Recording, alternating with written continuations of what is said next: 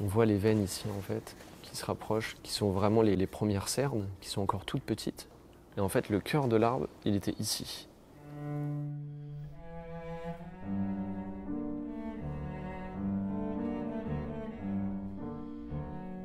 Moi, c'est Maxime Perrol, j'ai 29 ans et je suis tourneur sur bois.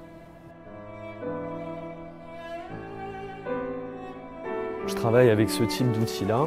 Donc c'est des gouges à creuser. C'est des sections d'acier en fait qui sont beaucoup plus épaisses, donc qui sont vraiment adaptées au tournage pour éviter que l'outil vibre trop. Le tour, il sert vraiment juste à faire tourner le morceau de bois. Et ensuite, ça va vraiment être à la main avec l'outil pour le façonner. J'ai rencontré en fait un ami, mon frère, qui était tourneur sur bois.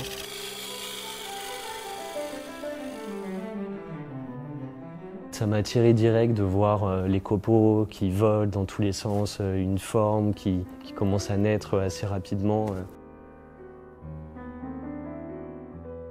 J'ai commencé par faire de la menuiserie, de l'ébénisterie.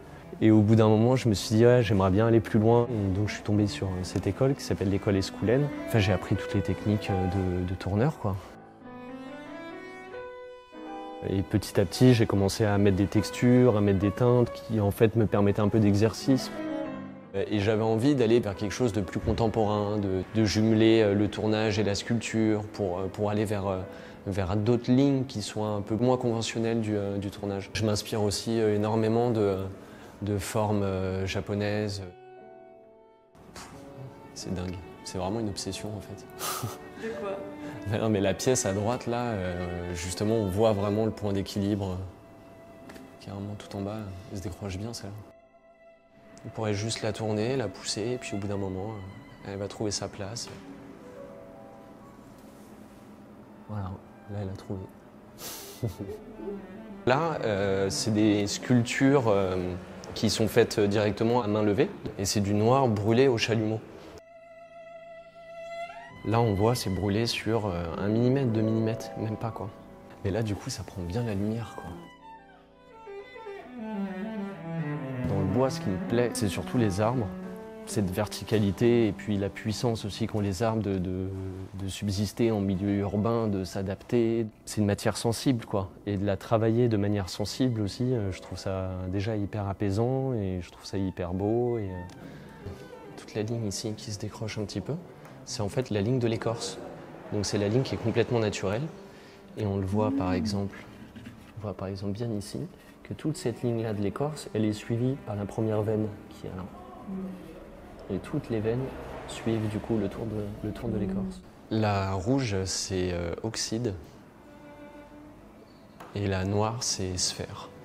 C'est entre de la terre et de la rouille. Et justement, j'avais envie de laisser vraiment les traces d'outils un peu barbares. Donc du coup, ça fait une pièce qui est très très brute.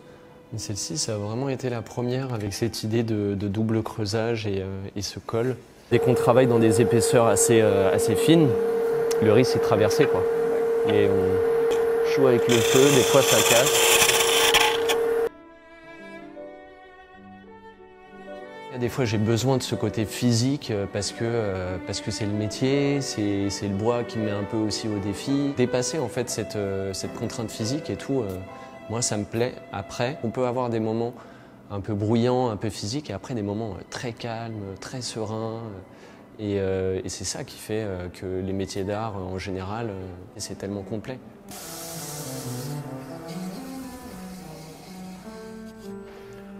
C'est quand même une reconnaissance du travail qu'on fait en tant qu'artisan.